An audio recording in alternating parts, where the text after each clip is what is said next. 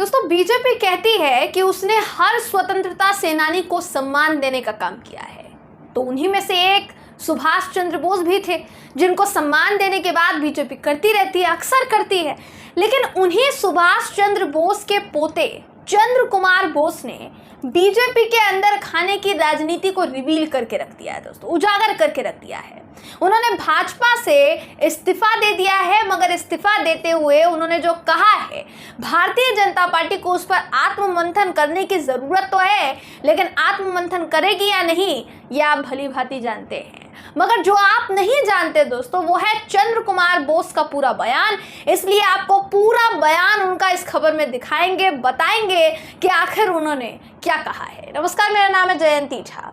दोस्तों, सुभाष चंद्र बोस के पोते चंद्र कुमार बोस ने देश में बीजेपी की संप्रदायवादी राजनीति का पर्दाफाश करके रख दिया है। उन्होंने जो बयान दिया है उसका वीडियो तो हम आपको यहाँ नहीं दिखा सकते हैं, मगर उन्होंने जो कहा है, उनके कहे हुए एक एक शब्द यहाँ पर मैं आपको जरूर बताऊंगी। तो इस वक्त आपकी स्क्रीन पर कि बोस साहब ने कहा कि 2016 में मैंने भाजपा में योगदान दिया था।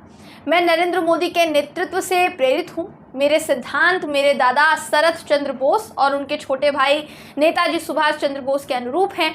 उनके सिद्धांत थे कि वो हर धर्म को भारतीय के रूप में देखते थे।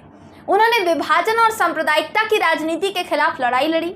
आगे ये कहते हैं चंद्र कुमार बोस साहब कि मैंने बहुत कुछ दिया बंगाल की रणनीति को, मैंने बहुत सारे प्रस्ताव बीजेपी को दिए, बीजेपी के राज्य और केंद्रीय नेतृत्व को हमने प्रस्ताव पर प्रस्ताव दिए, लेकिन उन्होंने मेरे प्रस्तावों को कभी भी लागू नहीं किया, जबकि उन्हें ये लगा कि वो प्रस्ताव उपयोगी है, इस्तेमाल करने लायक है।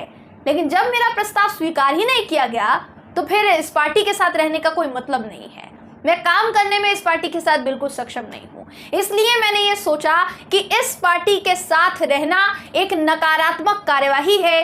मैंने जेपी नड्डा को ये स्पष्ट रूप से कह दिया है कि मेरी शुभकामनाएं पार्टी के साथ है, लेकिन उन्हें सभी समुदायों को एकजुट करना चाहिए।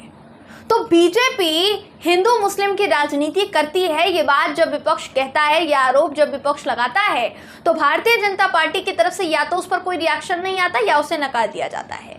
लेकिन अब तो आपकी पार्टी में रह रहे नेता ही कह रहे हैं कि आपको सभी समुदायों को एकजुट करना चाहिए, वो भी उनके पोते जिनका सम्मान करने की बात आप करते हैं। नड्डा जी को हम स्पष्ट बताया, ये my good wishes are with the party, मगर आप सब संप्रदाय को एक कीजिए। सवाल ये कि आखिर सुभाष चंद्र बोस के नाम पर वोट मांगने वाली पार्टी ने उनके सिद्धांतों से जुड़े प्रस्तावों को क्यों नहीं अपनाया? ऐसे कई सवाल कई लोगों ने किए हैं, साथ ही प्रतिक्रिया भी दी है दोस्तों, वो भी आपको बता देते हैं। रिटायर्ड आईएएस अफसर हैं सूर्य प्रताप सिंह साहब, ये कहते हैं कि सुभाष चंद्र बोस के पोते चंद्र कुमार बोस ने बीजेपी से इस्तीफा दिया, साथ ही नड्डा जी का धागा भी खोल कर रख दिया। बीजेपी सुभाष की विचारधारा के विरुद्ध है। सुनिए, लगता है बड़ों बड़ों के सिर से राष्ट्रवाद की खुमारी यहीं से उतर रही है। माहौल बदल रहा है, लेकिन गोदी टीवी इसे दिखाएगा नहीं। ये सूर्य प्रताप सिंह का कहना है दोस्तों। इसके अलावा गुरप्रीत गैरीवालिया ये लिखते हैं, इस एक अकेले ने पूरी की पूरी भाजपा की पोल खोल कर रख दी। सुभाष चंद्र बोस के प्रपौत्र चंद्र कुमार बोस ने भाजपा छोड़ते हुए ऐसी बातें कह दी है कि आप सुनकर हैरान हो जाएंगे। मुझे नहीं लगता कि चंद्र कुमार बोस के इस बयान के बाद भारतीय जनता पार्टी के पास कुछ कहने सुनने को बाकी रहेगा। तो जाहिर है, देखिए, जब से इनका बयान सामने आया है, भाजपा के अंदर खाने कि कोई भी ऐसा सिंगल नेता नहीं है दोस्तों, कोई भी ऐसा सिंगल मंत्री नहीं है, या कोई ऐसा अलकमान का बड़ा दिग्गज नेता नहीं है जिसकी तरफ से ये कहा गया हो कि चलिए चंद्र कुमार बोस की तरफ से जो कहा गया है उसको हम खारिज करते हैं और उनको मनाने की हम कोशिश करेंगे। ऐसा कुछ नहीं कहा गया।